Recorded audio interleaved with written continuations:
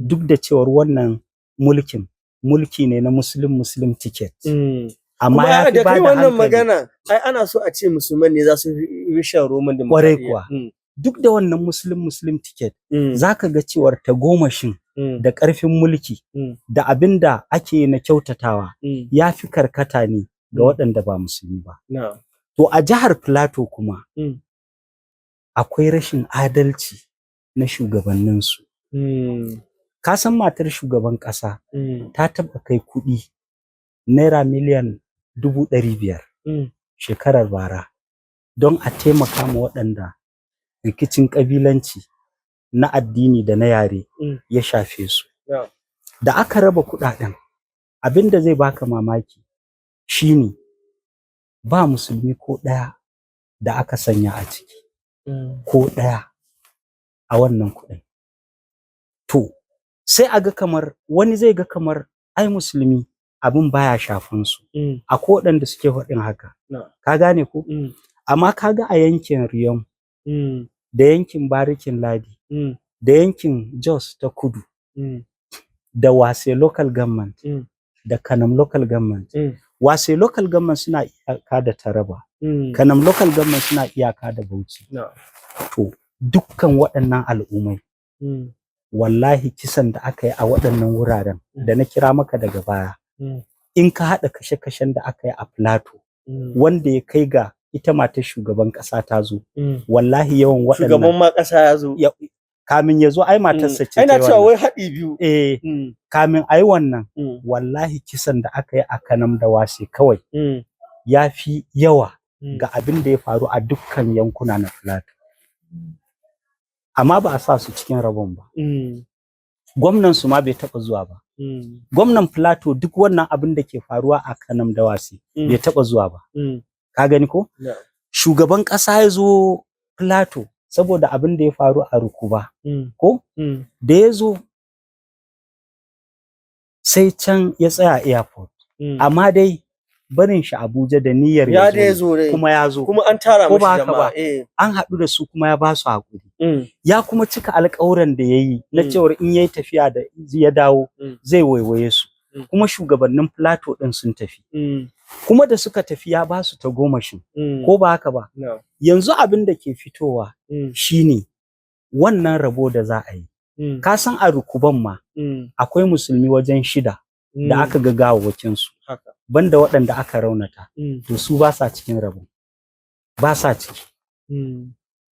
To shi ya sanya ko a taron da aka yi da mutanen Plateau. Ai ka san tsohon gwamnan su Simon Lalong. Ka ji maganar da yayi? Sai ka ƙara maimaita. Yace rikicin Plateau da rashin zaman Plateau lafiya. Yace wallahi matsalar ta shugabannin Plateau. Ba adalai bane. Yace har da shi. Yace ba adalci kwata-kwata a jihar Plateau. Wannan rashin adalci shi zai sa rikicin Plateau ba zai taɓa ƙarewa ba. Kaga ko shekaran jiya a wani gari Fan ba a hanya aka tare mutum ba an buɗe gate na gida aka shigo Fan Barikin Ladi local government aka halaka magidanta 4 a gida ɗaya. Shekaran jiya ɗin nan aka kwana 3 da ya zance aka tare hanya a wani gari Mangu aka yi kashe-kashe a babban titi highway yadda aka yi ma waɗannan na Zaria haka aka yi yau kwana 3 aka kashe mutane a highway matafiya wasu ma ba 'yan jihan bane wasu suna neman arziki ne wasu 'yan kasuwa ne a haka aka halaka su. A cikin halakar da aka musu har sai da cikin ko kuskure ko ganganci aka tare wani babban sarki sarkin Angas wallahi suka fasa motar shi. Ka duba yadda Plateau take son ta komo.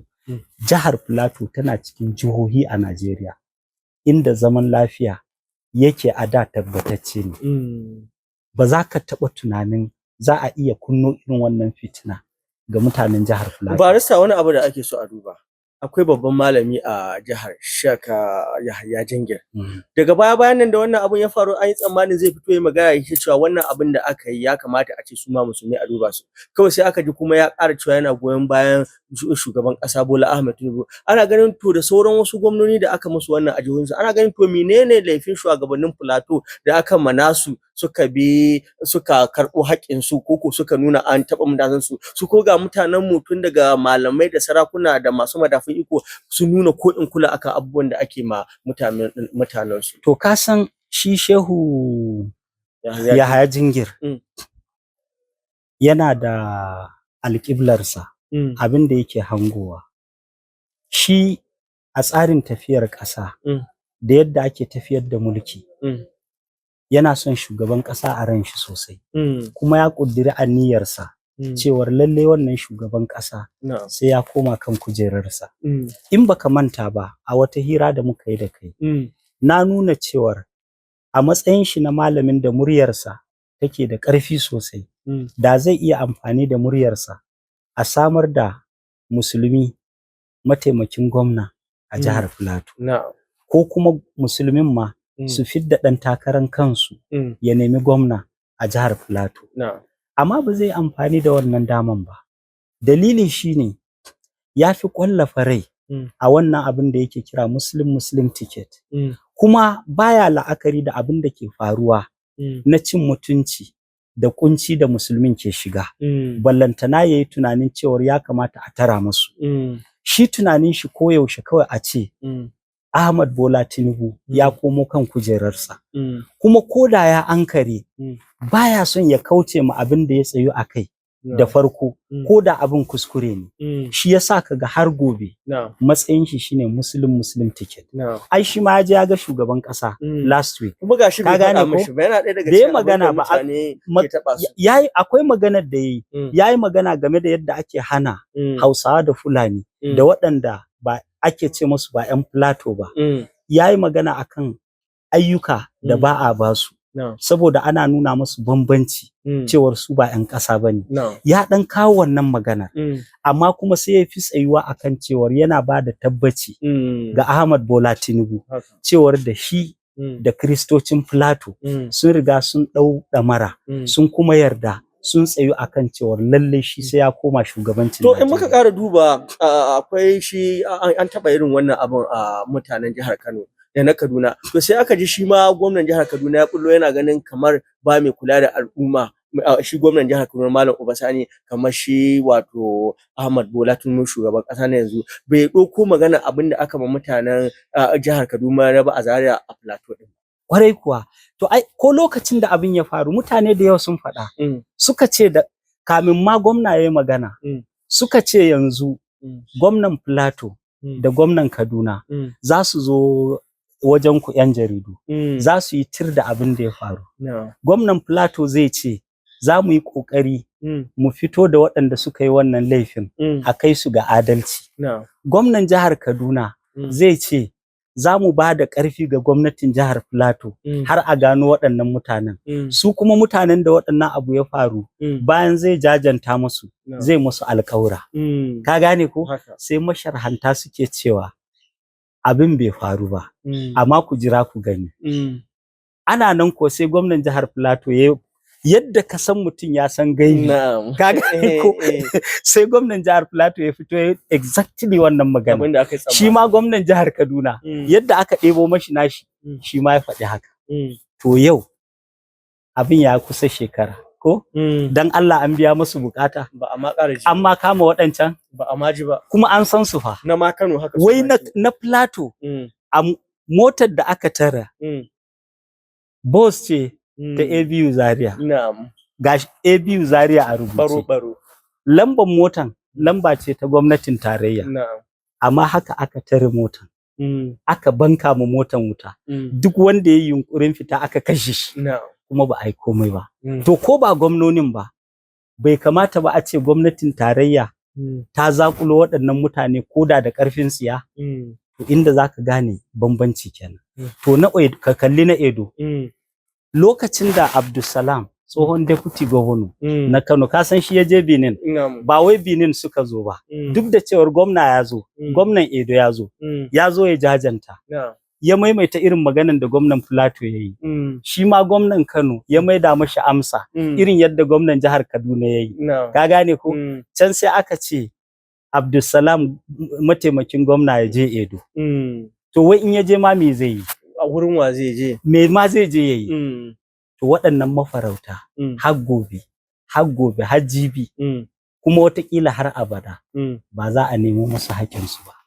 Waɗanda kuma suka yi kisan sun kashe banza, saboda ne ba za a taɓa gurfanar da su a gaban alƙalai ba, balantana a ce an musu hukunci.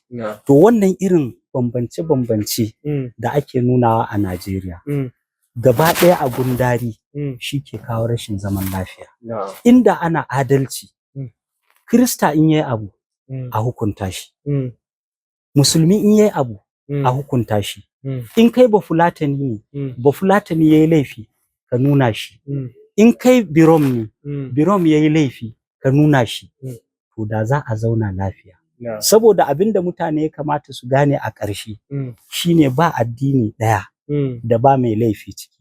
Akwai masu laifi Musulmai, akwai masu laifi Kirista, akwai masu laifi Yahudu, akwai Hindu masu laifi, akwai 'yan Buda masu laifi.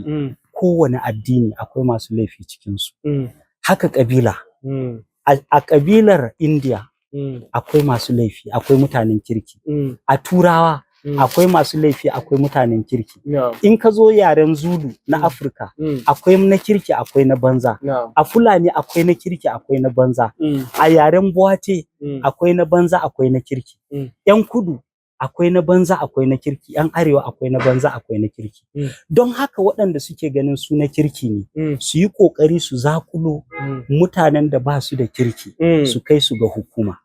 Shugabanni kuma in ba sa adalci, karka ce shi ɗan addininmu ne, shi ɗan yarenmu ne, shi ɗan jihanmu ne. In yana ɓarna ku yadda, ku ce kawai alƙawuran da ka cika baka cika ba, ya ina aka kwana. In bai bayar ba, ku ba da matsin lamba a tsige shi. In minista ne ko kwamishina a cire shi, tunda baya abin da ya dace. To muddin mutane ba su tsayu ga irin wannan adalcin ba, ba yadda za a yi a samu ƙarshen waɗannan matsaloli. Allah shi ƙara zumunci. Na gode.